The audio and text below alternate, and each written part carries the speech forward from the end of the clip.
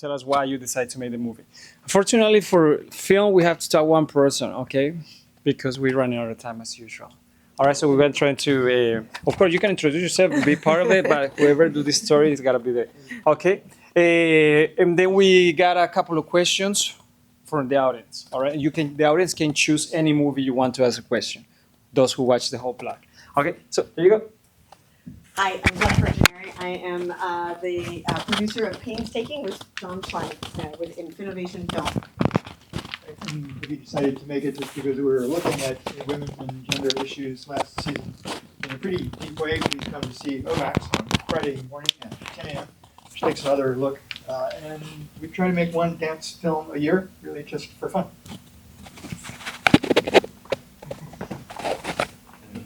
I'm talking, okay? Yeah. And you're talking, okay. Yeah. I'm Alva, I'm actor and writer of Goodnight Killer.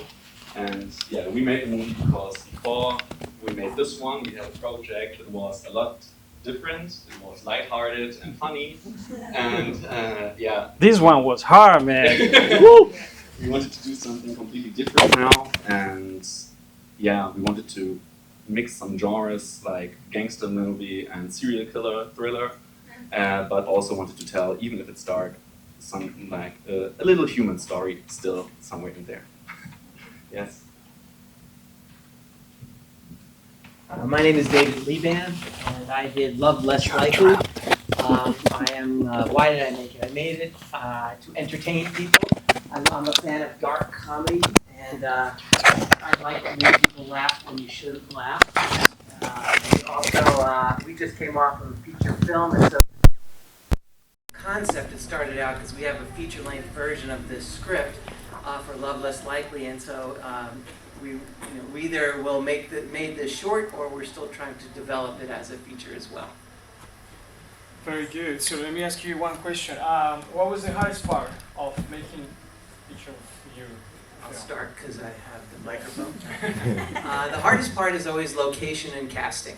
That is always the hardest part, getting people to, I don't know how it is in other countries, but in the United States, it's always a difficult thing to get permission to shoot in a place, and getting the right people to be in your film, and getting stunt coordination is a problem, and costume. Making a film is just a big, giant pain in the neck. Sure. How do you feel, Patrick? Yeah, go for it. Okay, yeah, one of the biggest problems or issues shooting our film was we started in the COVID period, so it made it pretty difficult to do the casting. We all did a Zoom casting to find the perfect matches for our characters, and the first parts we were shooting, we had to develop a hygiene concept so that everybody is safe, and that made it a little difficult because you don't have so much freedom as you usually got. So later on, when we were in the last period of shooting, then it was much easier. Yeah, John. Thanks, yeah. The story, the idea came together pretty easily for Painstaking. The music in a couple of takes. The choreography was fairly straightforward. Even when we filmed it, in a blue curtain box, it took us half or 3/4 of a day. Then we spent several months on the visual effects. The dancer is the only real thing in the film. Everything else is CG. And I guess it came off well because one lady came up to me at another film festival and asked, "How did you film that with all of those glass paints flying around?" Let's get 2 questions, all right? So whoever got that question from the film, we make it briefly, please. Yes, go ahead, Frank. What in Goodnight Killers, was there, and I heard what you said about a family or a deeper concept, was there a relationship with a son? Yeah. That was part of it?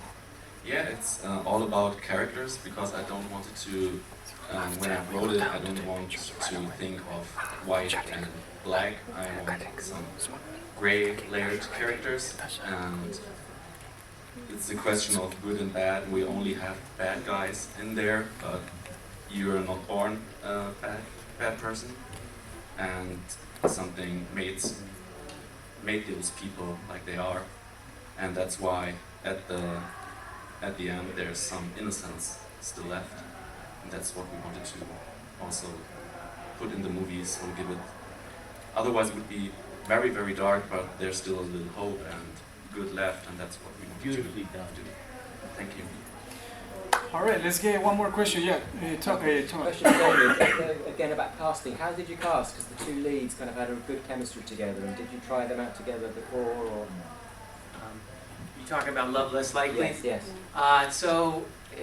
We got really lucky with the little boy. We had auditions, and the little boy just came in. He'd only done one stage play but we did.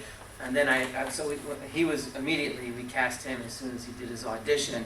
And then after that we met Karen Gonzalez, who played Miranda, and so we put them in the room to see how they played off each other. And Karen is a trained actress, so she was terrific, and there's a lot of sexual innuendo, so we had to get permission from the mom to use the language that he uses, and also to he's not allowed to use that language at home, but he was allowed to do it on set. And but yeah, the casting is always the hard part, but we got really lucky with both of those people. Yeah, they worked really well together. Yeah, thank you. So, round of applause for Daniel.